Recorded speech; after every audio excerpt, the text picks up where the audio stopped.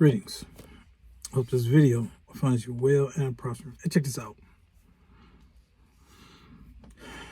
Too many stories of men not being financially stable and women not being financially stable. Fellas, you have to be more focused on being successful financially and putting aside some of them instant gratifications for long-term stability. Yeah, it'll be better for you in the long run. A lot of guys are playing the short game and they're not playing the long game. They see the established man and they want to be living like the established men live. No, you're a startup man or you're a striving man. So you got to get to where the established men are. But nowadays, a lot of folks just want it right now. Young man and, 19, 20 years old, they may have time to travel the world and do that, but eventually they're going to slow down and settle down and get focused and get established. So the longer that they, gallivant at a young age, the further and further down the line that they push being able to be established. Yeah, it's just universal law. Yeah, you reap and sow and you reap and sow. So you sowing now and you sowing now and you reap later. So if you sowing stability and, right now I'm getting it and establishing myself for my future, then boom, that's what you're going to reap. Yeah, and the time will be redeemed to you. The Most High God will redeem the time for you so that you will be able to enjoy the harvest. Yeah, you'll be able to enjoy the harvest, the fruits of your labors. You'll be able to enjoy the fruits of your labors. Yeah, but a lot of people don't see it like that because folks, they are avoiding the biblical text and the principles that's in the biblical text. So they don't have a right relationship with the Most High God. So they're not co-creating the reality with the Most High God. That's where I'm at with it. So a young lady the other day told me her rent was like $1,600 a month. So yeah, it's getting rough out here. Yeah, a lot of people. I travel and play softball. Yeah, the hotel room is like $120, $150 a night. I'm like, I just play ball all day at the park, and all I need is a shower and somewhere to sleep. So I do the van camping, or I camp out in this Suburban.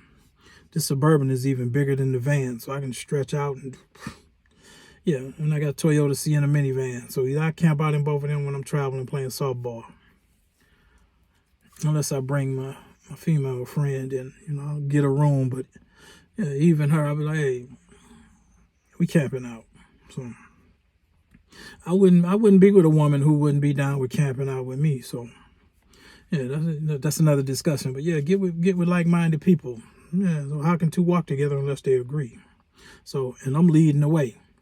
And that's what I was making this video about. I'm leading the way. Men going overseas, men here in the United States of America, a woman is advising them and leading them and guiding them, and they're going broke. And they're being broke. Yeah.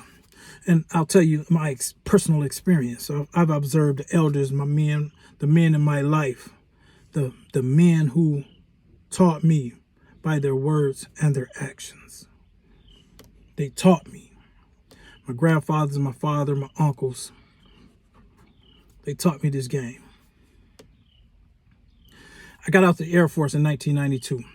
I was 5 years in the Air Force. It's okay.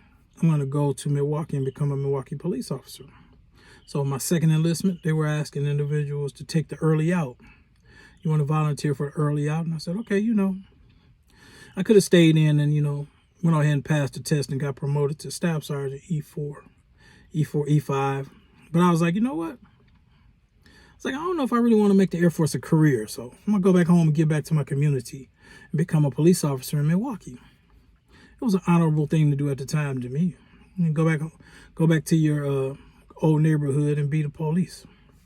Help out. Eventually, I was just like, it ain't worth it. That's another discussion. So I got out the Air Force in 1992.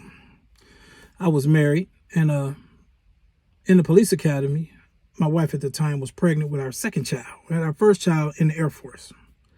Second child came when I was in the police academy. She was born right before I graduated the police academy. born in June, July. I want to say I graduated police academy in August. So she born in July, graduated police academy in August. So before that, when I got out, when I got out the Air Force, we were staying with my parents, just to, make the transition. And then we went to Virginia, stayed a little while with her parents. Well, she was over there helping one of her uncles out, had like a payday loan center. So she was working at the payday loan center. I was on unemployment, which at the time the president had signed a bill to where veterans who took the early out could get an extended amount of unemployment. But at the time I was like, I'm not about to be a guy waiting on the mail all the time for no check. So I was studying for the CDL test. I said, I'm gonna drive truck until the police academy start. So I started driving truck until my police academy assignment came up. In all of that, it was like, we need somewhere to live. Yeah, we staying in the basement, staying in my mother's basement, my parents' basement. It's like, let me go ahead and purchase a house. I got VA.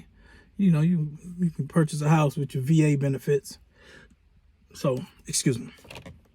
I went to the VA, said, qualify me for a house. So it was like your income. Looked at my income. I had 3 sources of income at the time. I was delivering for a beverage company. I was part-time driving truck for a mail company that was contracted to haul the mail back and forth from Wisconsin to Chicago. So I was driving for them. And I was in the reserves. So I had 3 sources of income. My wife at the time said, hey, let's get a ranch, one single family home. I said, no. I said, we're getting a duplex so that rental portion of the duplex will help pay the mortgage. And that's what I did. I was not giving in to what she was saying or what anyone else was saying. My mind was made up because I was the guide. I was the director. I was the one that if the situation failed, they were going to blame me. So I had to make the ultimate decision. No, we're purchasing a duplex, and we purchased God gave us the perfect duplex. And the upper flat helped pay that rent. So, all over those years, I was just constantly saying, I'm so glad I stuck to my plan. I'm still stuck to my plan right now to this day. That's another discussion. But I was so glad that I stayed focused on my plan. And that was get a 2-family home to help with the finances. Because my dad told me he regretted buying a 2-family home. So that was one thing that he wanted to do. So I took that into account, like, okay, that information was for me. And I was like, I didn't want that to happen. So let me go ahead and get a 2-family home. And I kept my rent low. And, my place always stayed rented out. And when we sold that house, we purchased it for $57,600. We sold the house for $121,000. So it was a great investment. So I constantly pay attention to the things that the Most High God, He knows my desires and He gives me my desires, and He also guides me so that I can achieve my desires. The blessings of the Lord makes one rich, and He adds no sorrow to it. The word is very, very powerful, and it'll direct your life. Listen, don't listen to no woman, and she will have you broke. And when you get broke, she's going to move on to the next guy. She's not going to help you make the comeback. I'm going to get with you all later. Peace.